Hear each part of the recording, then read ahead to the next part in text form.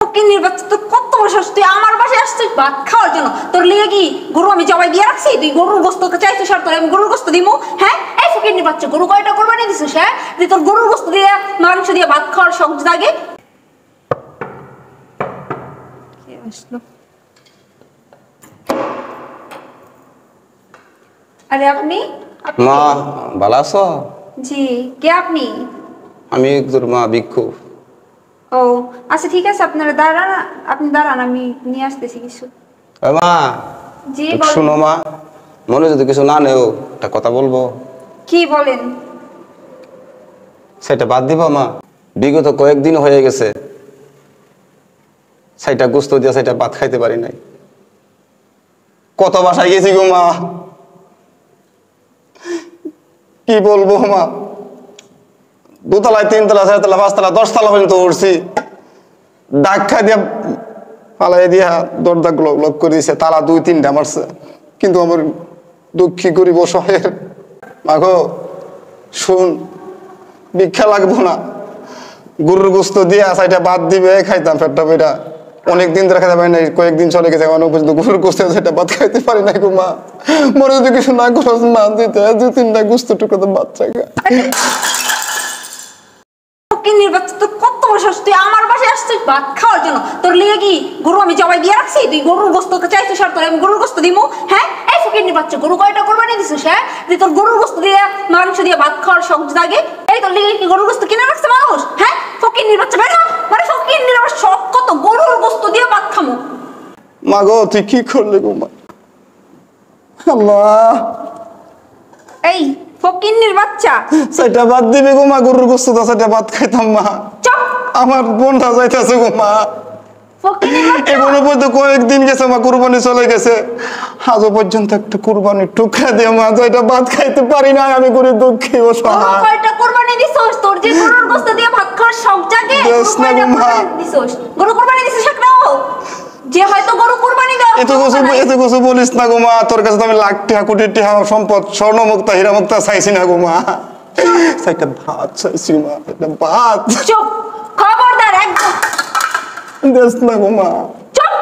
ফকিন্নির বাচ্চা আমার মুখে মুখে তর্ক করতেছে, একদম চুপ! গরু কয়টা কোরবানি দিছিস? গরু কোরবানি দেওয়ার ক্ষমতা আছে তোর? শোন, যারা গরু কোরবানি দিতে না পারে তাকে গরুর গোস্তও খাইতে হয় না। দিতে পারি না দেখে তুমি তাই তোর কাছে আসছি গো মা। তারা দিস না মা, একটা টুকরো দে দে। চুপ!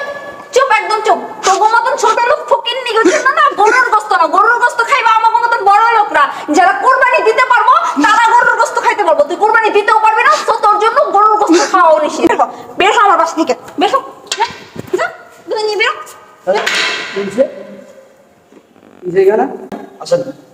বাবা বাসায় আসছিলাম সেটা ভাত খাওয়ার জন্য, আসছিলাম একটু গরুর গোস্তের টুকরা দিয়া আমার সেটা বাদ দেও, ভাত খাইতাম, আমার মনটা চাইতাছে। সেটা ভাত চাইছিলাম, পরে বাদ দিব তাক দূরের কথা, আমার প্লেট ঠু ভেঙে ফেলাইছে, লাইতে সব কিছু বাইর করে ফেলাই দিছে, আমার ঘর থেকে বের করে দিছে।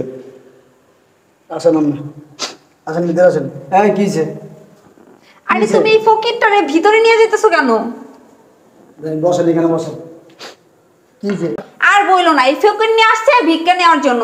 এখন আমি ওনারে ভিক্ষা দিব, উনি বলতেছে না ভিক্ষা লাগবে না, তুমি আমার ভাত দাও, গরুর গোস্ত দিয়ে নাকি ভাত খাইবো। পরে ভাত দিইনি, আমি প্লেট ভাঙা ফেলছি আর বের করে দিছি।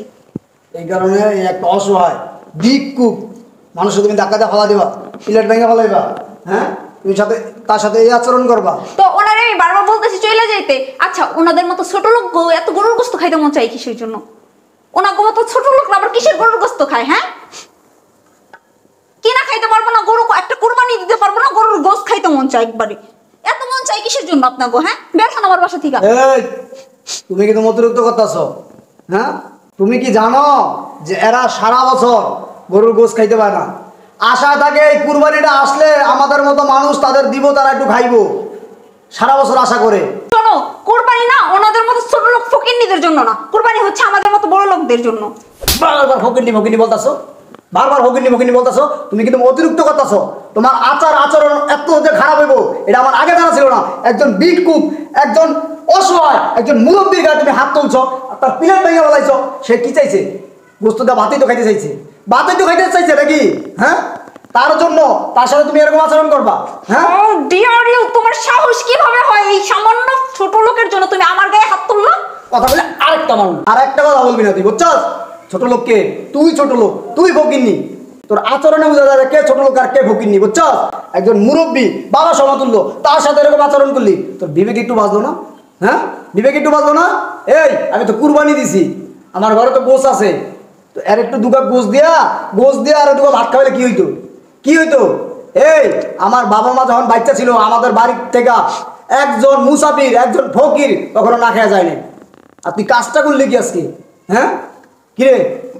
তোর ব্যবস্থা আমি পরে করতেছি। কাকা খারান আপনি, আমি আসতেছি। খারান আপনার, আমি আসতেছি। আসলে সরি, আমি না বুঝতে পারিনি, আপনি আমার মাফ করে দেন। হ্যাঁ আসলে আমি না বুঝি। কাকা শোনেন, কিছু মনে করেন না, ওঠেন। শোনেন কাকা, ঘরে গোছ রান্দা আছে কিনা আমি বলতে পারবো না, আমি তো আপনার খাওয়াইতে পারবো না ভাত। একটা কাজ করেন, এখানে কিছু গোছ আছে, আমি ফ্রিজের থেকে বাইক করে দিলাম, আপনি এগুলো নিয়ে যান, নিয়ে আপনি একটু রাইন্দা কষ্ট করে খাইয়েন। আর যদি পারেন ওর ব্যবহারের জন্য আমি ক্ষমা চাইতেছি, মাফ করে দিন। আমারও মাফ করে যান দিন, কাকা, যান। আমি আসলে বুঝতে পারিনি। যান কাকা। আল্লাহ যেন তোমার বাঁচায় হেরে বাজান। ঠিক আছে কাকা। অনেক বাদ কিছু তো পাই নাই, তোমার বাদ যে ভাত চাইছি যেটা এক টুকরা দিয়ে ভাত ঠিক আছে। খামু, আর তুমি অত উলি গুছতে দেওয়া বিদায় করছো। আল্লাহ যেন তোমার রাজি ঠিক আছে। খুশি করে হায়াত বানাই দে, তোমার করি ভাই, আমিন কর। ঠিক আছে কাকা, যান। যাই, হ্যাঁ যান, ঠিক আছে। যাই গা। কিছু মনে করেন না কাকা। আচ্ছা ঠিক আছে, ঠিক আছে। কাজটা কর লাগে তুমি। আসলে দেখো আমি না বুঝতে পারি নাই। সে কি ভিখারি দিকে সে মানুষ না? হ্যাঁ, তার সাথে তুমি যে আচরণটা করলা, যে কি ঠিক করলা? হ্যাঁ, চাইছে কি এক টুকরা গরুর গোশ দিয়ে একটু ভাত চাইছে। গরুর গোশ কি অভাব আছে? ফ্রিজ ভরা মাংস, এই কাজটা কেন করলা? হ্যাঁ, আসলে আমি ভাব আমরা তো যারা আছি বড় লোক, পয়সাওয়ালা, কুটিপতি, সারা বছর গরুর গোশ খাই, তারপরে এই কুরবানি এলে তো খাই, এই বছরটা এই বছর তৈরি, এরা তো চোখে দেখে না। এই যে লোকটা মনে তো কষ্ট পাইছে তোমার আচার আচরণে নাকি? হ্যাঁ, আসলে দেখো আমি অহংকারের বশে এরকম করছি, তুমি আমার মাফ। আমি তোমার ভালো বলে দিতেছি, যদি আমার সংসার করতে হয়, আমার বাড়ি থাকতে হয়, এরকম আচরণ করা যাইব না। কোনো মানুষ আমার বাড়ি আইলে, আমার দুয়ারে আইলে কেউ যাতে না খায় না যায়, কোনো ফকির আইলে, মিসকিন আইলে কেউ যাতে না খায় আমার দুয়ারের থেকে যায়, আমি বলে দিলাম তোমারে। জি জি জি জি, আমার বাপতেও ভালো লাগে, একজন গরিব ফকিরের গায়ে তুমি হাত তুলছো, এইরকম আচরণ করছো, জি জি জি জি। হ্যাঁ, আল্লাহর গজব যে এখনো নাজিল হয় নাই, এটার লেগে শুকরিয়া আদায় করো, 2 রাকাত নামাজ পড়ো, তোবা কইরো, বুঝছো?